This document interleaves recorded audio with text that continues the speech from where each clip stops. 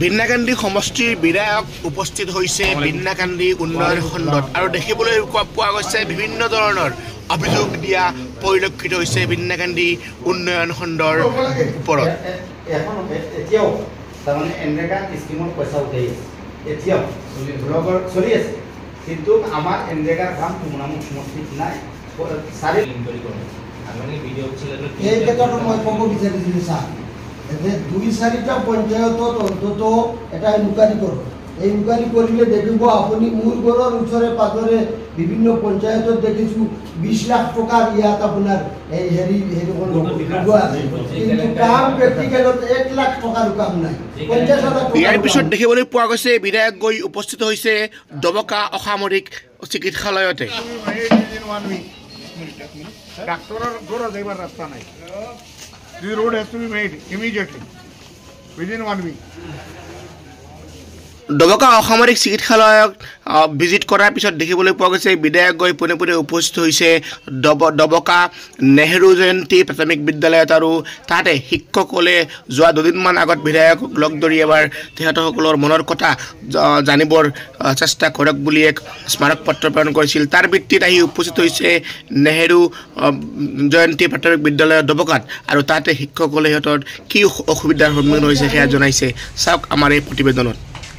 যোৱা পৰহি দিন 9 তাৰিখ এখন মিটিং কৰিছোঁ আৰু এই মিটিংত সকলো ৰাইজ উপস্থিত আছিল।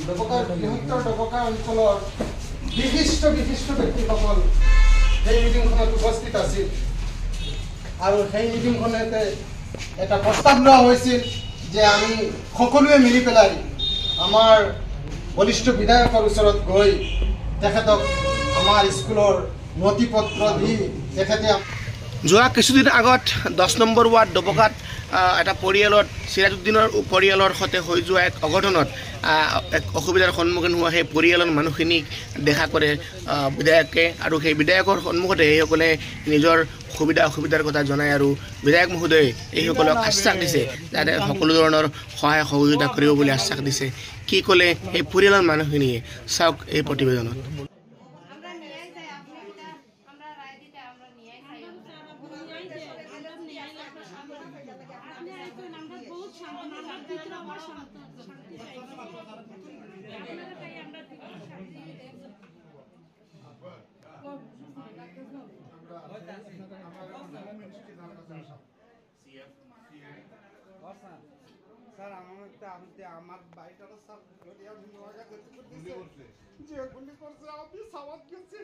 শেষত গৈ উপস্থিত হৈছিল সেই ধুৰবগীয়া 2টা পৰিয়ালৰ কণ কণ ল'ৰা ছোৱালী কেইটাৰ মাজত গৈ উপস্থিত হৈছিল বিধায়ক আৰু সেই কণ ল'ৰা ছোৱালী কেইটাক সহায় আৰু কিছু নগদ ধনেৰে সাহায্য আগবঢ়ায় বিধায়ক মহোদয়ে। লক্ষণীয় এটা কথা ভাল লাগিছে দেখি, যিহেতু এই দৰিদ্ৰ পৰিয়ালকেইটাৰ 2টা পৰিয়ালৰ মুৰব্বী নাই, এজন ইলেক্ট্ৰিক শ্বৰ্ট হৈ নিজৰ জীৱন হেৰুৱাবলগীয়া হৈছে আৰু আনজনে আকস্মিক মৃত্যুক সাৱটি লৈছিল অৰুণাচলত। এই 2গৰাকী মহিলাক মাহিলী 3000 কৈ টকা আৰু এজন বিকলাংগ সৰু ছোৱালীক মাহিলী 2000 টকা এনেকৈয়ে দিবলৈ প্ৰতিশ্ৰুতি দিছে। লগতে প্ৰত্যেক মাহত সেই টকাখিনি এইখিনি পৰিয়ালত ঠিয়াই দিয়াৰো প্ৰতিশ্ৰুতি দি আহিছে বিধায়কে। এইটো এক ভাল লগা লক্ষণ। চাওক এই কণ শিশুকেইটাক মূৰত হাত বুঢ়াই দোৱা আশীৰ্বাদ দি কি কৰে।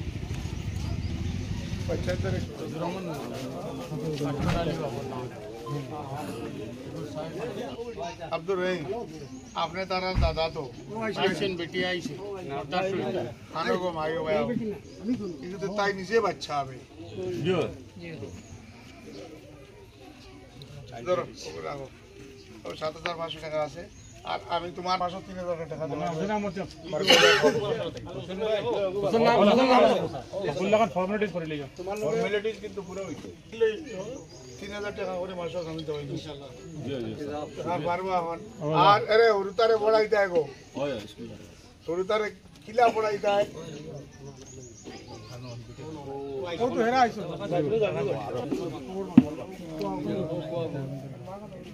আল্লাহ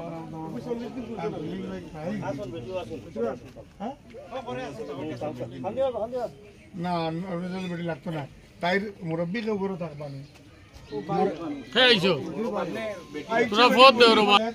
ও তারা 3000 টাকা মাসে আর আমি তো পয়সা দিয়া না তো রোল আর পয়সা নেই ও বেটির নাম লেখিলাম আমরা দেখো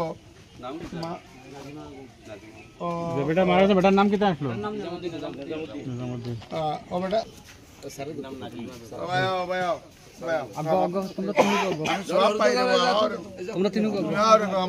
আমার নাতিনো সাল লাগাই তোমরা মাশাআল্লাহ আল্লাহ তোমরা রে রাখতো একবার একবার মাথা হাত ফিরানি বহুত সওয়াব আরে মাই তুমি তার মা নাইনি ও পয়সা কোন রাখো আর হর মাসও 3000 টাকা করিও আমার হোসেন আহমদও মূল্যেশ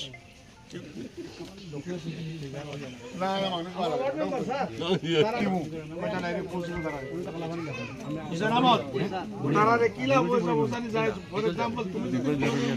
কোনো মাসে বেমার পড়ে যাও আকবরের লগে মাতিও আরো করে দেবাটাইও লগে আরো একজন দেখায় রাখো আরো কই আকবর নুরুল আর कोई कोई दिखा के रखो अच्छा किदा बेटे किदा बस हां ओ बच्चाটা तो कोई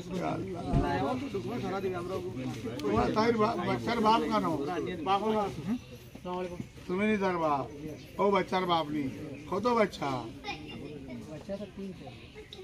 एगो वाला ना तीनोटा वाला एगो बुढ़ी हाय रे अल्लाह अल्लाह वा किता होइता बुढ़ी होकर बुआ इंसान तो का नीचे गो बस बाका भाई 2 टुकड़े नी अनरोल कर हम साल देवा भाई